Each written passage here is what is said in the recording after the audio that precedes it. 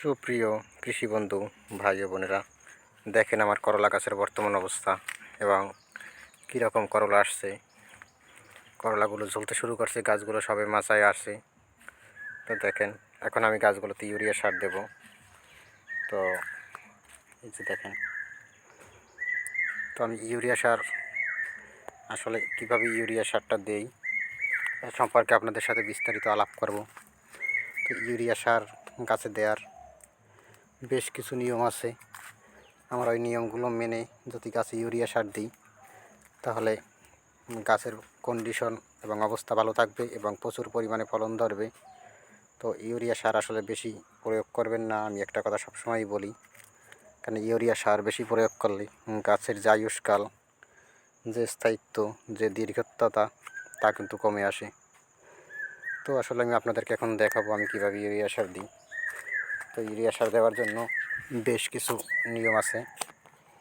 আপনার প্রথম হচ্ছে গাছের যে গোড়া মূলটা, এটাকে শনাক্ত করতে হবে। এই যে দেখেন গোড়াটা থেকে বেশ কিছু দূরে, এই দেখেন একটু দূরে আমি ইউরিয়া সারটা দেবো। একেবারে গোড়ায় না আর খুব কাছেও না। তো আপনারা অবশ্যই এটা করবেন দেওয়ার সময়, যে একেবারে গাছের গোড়ায়, দেখেন গোড়া থেকে একটু দূরে দিছি রাউন্ড করে। গাছের গোড়ায় যেন আপনার ইউরিয়া সারটা না পড়ে। দেখেন কি সুন্দর ফল আসছে, আসলে দেখার মতো। একটু ভালো করে তাকালে বুঝবেন, গিটে গিটে ফল, ফল আর ফল, সারা গাছে শুধু ফল। দেখেন,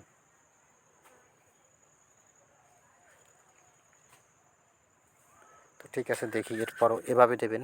ইউরিয়া সারটা দেওয়ার সময় অবশ্যই এই যে গাছের গোড়া দেখেন, এই গোড়া থেকে একটু নির্দিষ্ট দূরত্বে, এবং সবজি খেতে যেহেতু পানি দিতে হয়, ইউরিয়া সার দিয়ে সবসময় চেষ্টা করবেন ছোটো দানার যে সারটা, সারের ভিতরে ইউরিয়া সারের ভিতরে একটা বড় দানা আছে, একটা ছোটো দানা, আপনি ছোটো দানা সারটা সবসময় দেওয়ার চেষ্টা করবেন। তো দেখেন এভাবে একটি নির্দিষ্ট একটি দূরত্বে সবসময় সারটা দেওয়ার চেষ্টা করবেন, গাছের গোড়া থেকে একটু দূরে। কারণ ইউরিয়া সার গাছের আপনার গোড়ায় যদি দেন, সেক্ষেত্রে আপনার হচ্ছে গিয়ে গাছটা পচে যেতে পারে। গাছের যদি লেগে যায় বা গাছের পাতা বা এই অংশে, তাহলে ক্ষতি হতে পারে। তাই অবশ্যই একটু দূর থেকে দেবেন। কেন ইউরিয়া সার আপনার চারা অবস্থায় যদি গাছের গোড়ায় লাগে তাহলে চারা মারা যায়, এবং প্রাপ্তবয়স্ক গাছেরও গায়ে যদি এগুলো লেগে যায়, স্কিনে সরাসরি লেগে থাকে, তাহলে এগুলো সেই জায়গা থেকে গাছের পচন ধরতে পারে এবং পরবর্তীতে একটু সমস্যা হতে পারে।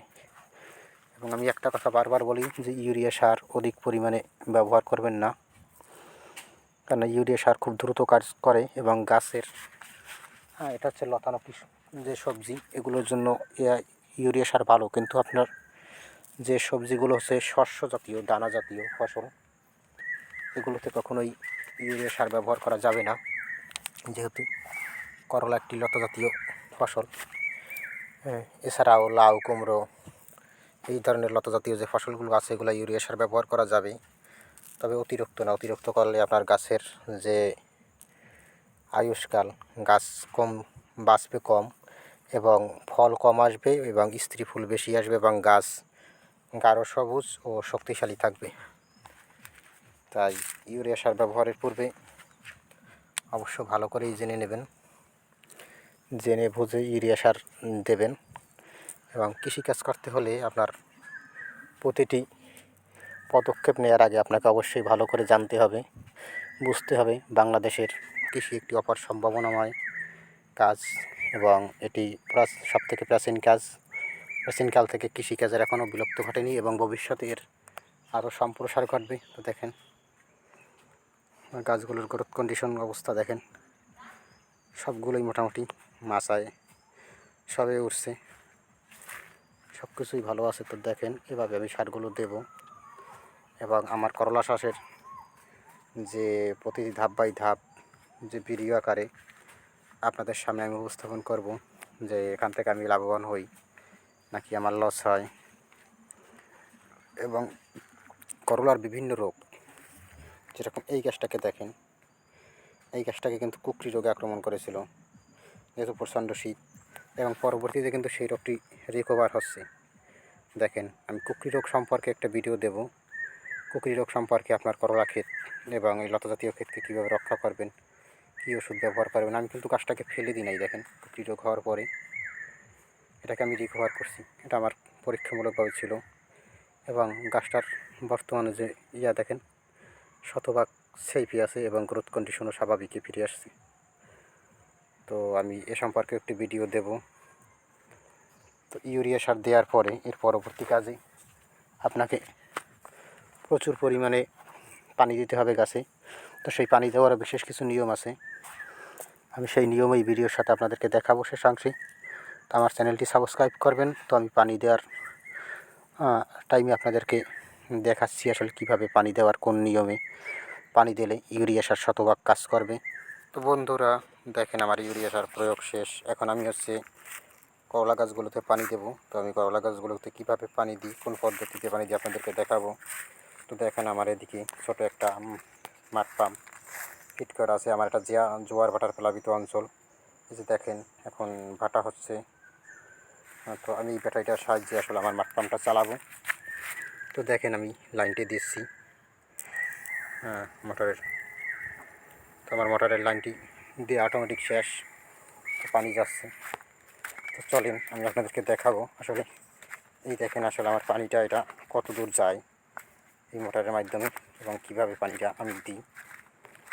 দেখেন বন্ধুরা দেখেন এই যে পানিটা আসতেছে, এই যে পানি আসতেছে। এখানে হচ্ছে আমি ঝর্ণা ব্যবহার করব, ঝর্ণা ক্লিপটা। আর এই দেখেন সার দিয়ে আছে গোড়ায়। আমি যখন ঝর্ণাটা ব্যবহার করব তখন এই দেখেন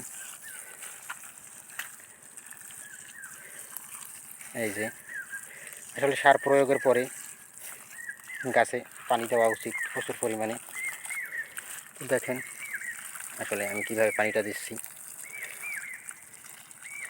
তো এইভাবে ঝর্ণা সিস্টেমে পানি দিলে আপনার কী হয়, তাহলে আপনার পানিটা অপচয় কম হয় এবং ইউরিয়া সারটা খুব দ্রুত ভিতরে যায়। ঝর্ণা ছাড়াও পাইপ থেকে সরাসরি পানি দেওয়া যাবে। এতে আপনার ওই পানির স্রোত বেশি হবে। পানির স্রোত বেশি হলে সারটা আসলে জমির অন্য অংশে চলে যাবে, গাছের ঠিক জায়গায় থাকবে না। তো দেখেন এই যে দেখেন ফলও আসছে। এই যে দেখেন কীভাবে আমি ঝর্ণার সাহায্যে পানিটা দিচ্ছি গাছে। তো করলা চাষ সম্পর্কে এবং অন্যান্য চাষবাস সম্পর্কে কৃষি বিভিন্ন প্রতিবেদন আমার চ্যানেলে থাকে। তো আপনার কৃষি সম্ভাবনার এই বাংলাদেশে কৃষিকাজ সম্পর্কে জানতে হবে এবং প্রত্যেকের উচিত তার নিজের পরিবারের জন্য অন্ততপক্ষে গ্রামীণ যারা জীবনযাপন করেন গ্রামে তাদের কম বেশি কৃষিকাজ করা, যাতে তাদের পরিবারের প্রয়োজনীয় খাদ্যদ্রব্য বা যে শাকসবজি এগুলো বাইরে থেকে কিনতে না হয়।